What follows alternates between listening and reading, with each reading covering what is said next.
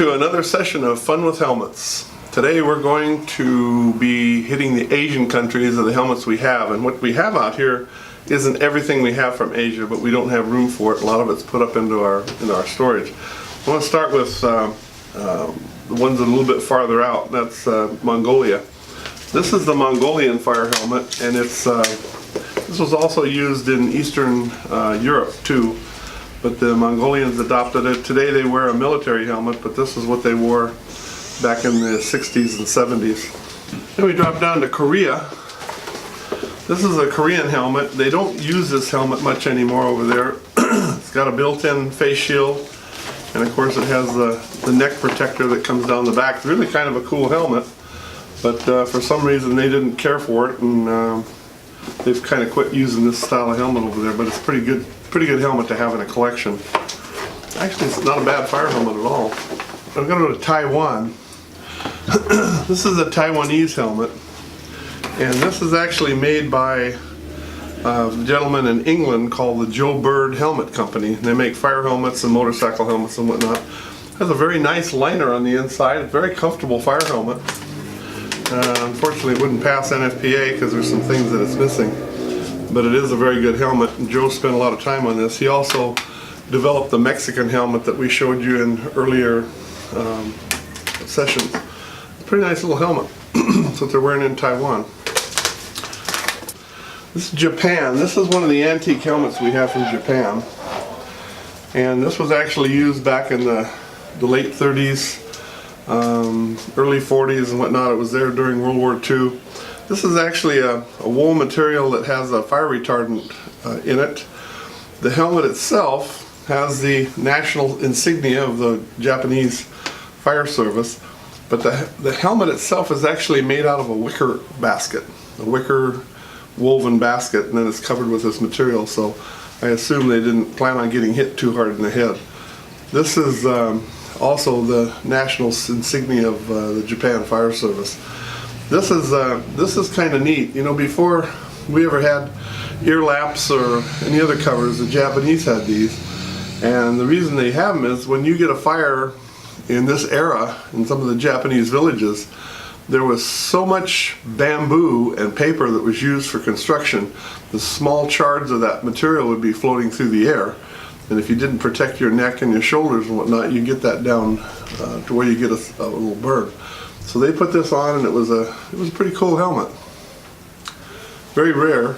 You see them on eBay every once in a while. This is a modern Japanese fire helmet. Unfortunately, we don't have the latest Japanese fire helmet because we've seen pictures of it, and it's really a cool looking helmet. But this is one that they use quite a bit in Japan. And it too has the shroud. Now this particular helmet with the white stripe around it and with the red stripe on the helmet indicates that this is an early officer, maybe a lieutenant or a captain. They did something else too. Long before the French ever made the galet, they put their face shield inside the helmet. And so when you're talking about the little shards of bamboo and paper floating around, this is really a very, very good protective helmet. I actually wore this to a fire one time, and everybody said, "Hey, where do we get one of those?" So would have been a popular helmet in the United States too, I guess. Now we go to China. This is one of the first helmets we got from China. It's actually a military helmet, but they put a little bit longer brim on the back of it for the firefighters. This is a national insignia for China. And in China, during this era, almost all the fire departments, and quite a few of them even today, are run by the military. There's a few cities that have put in their own fire departments, but most of them are run by the military. And this is the helmet that they used from World War II up until the 80s and 90s. And it was an old military helmet with just a little bit longer brim on the back to shed water and whatnot. Then they did something really cool to get away from this. They developed this helmet. That little star on the front is the national insignia of any military that they have. This is it's a not well put together helmet. They're still wearing it over there. They wear it in red and yellow and white, and they don't wear it in white. White indicates death in China, so they don't wear white helmets over there. Then this is one of their latest helmets, and it again is a bit of a knockoff of our American fire helmets.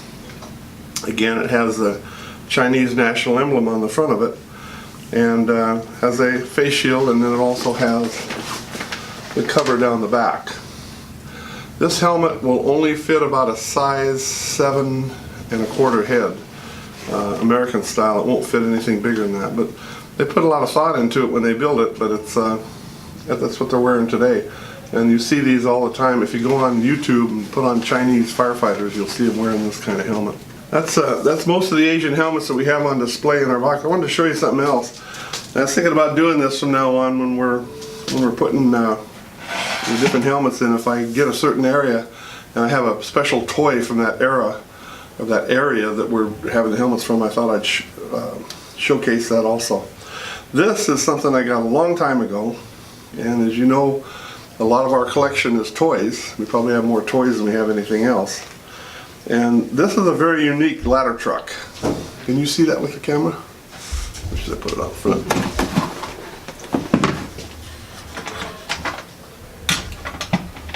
And it's I don't know if I could ever do this. I get a big kick out of this. This is a Japanese fireman on here.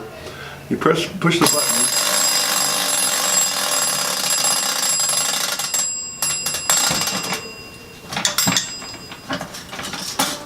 And it pops the fireman out up to the top. That's really a fast way of getting a guy on the top of an aerial ladder. Oh, that's cool. That's one of my favorite toys in the collection. That's about it for this session. The next session we're going to go into French fire helmets, get back over on the European era, and we'll start that probably next week sometime. Thanks for watching. Any questions you have, give us a call, and thank you very much.